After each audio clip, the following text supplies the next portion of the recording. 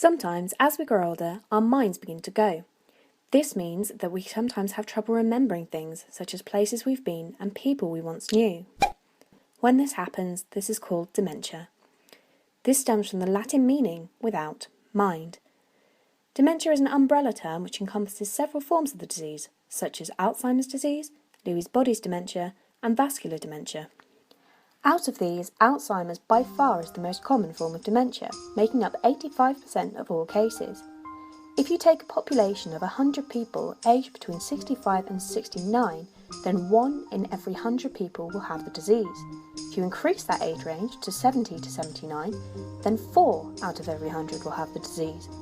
Finally, if you increase it to above 80, then a massive 60 out of 100 people will have Alzheimer's disease, of which 2/3 would be female.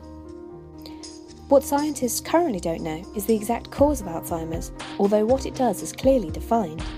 On the surface of the brain, you have folds and grooves, known as sulci and gyri. These increase the surface area of the brain, allowing more neurons to make connections and hence increasing thinking capacity.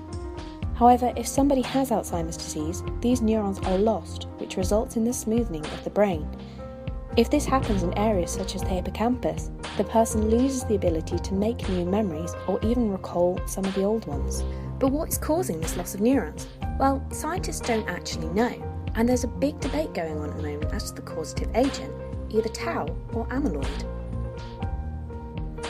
To understand where this argument stems from, we need to have a closer look in the brain. In people with dementia, the neurons which make up their brain are associated with aggregates which damage the neurons, leading to their loss.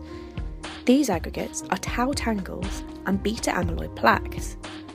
The progression of these substances through the brain is correlated with the severity of Alzheimer's disease symptoms. What scientists can't agree on is which substance, or both, causes the death of the neurons. To understand this a little bit better, we have to take a look at what the aggregates are. For example, take tau. Within the neuron you have something called microtubules, which help to support the neuron, sort of like its skeleton. Tau is the protein which helps to stabilise the skeleton. However, under stress these proteins become hyperphosphorylated, which means that they disassociate from the tubules to form aggregates. These aggregates then form neurofibrillary tangles, which are found in the damaged neurons. Amyloid, on the other hand, comes from the membrane-bound amyloid precursor protein, APP. The function of this protein is not yet fully understood. When it is misprocessed by enzymes such as beta-secretase, it forms A-beta-42 peptides. This is known as the amyloid cascade, the results of which aggregate around cells, which potentially leads to cytotoxicity and neuronal death. There is much evidence for and against tau and amyloid being the causative agent, and whether the two are linked together or not. Feel free to explore the evidence to come to your own decision as to the causative agent. Are you a Baptist or a Tauist? You decide.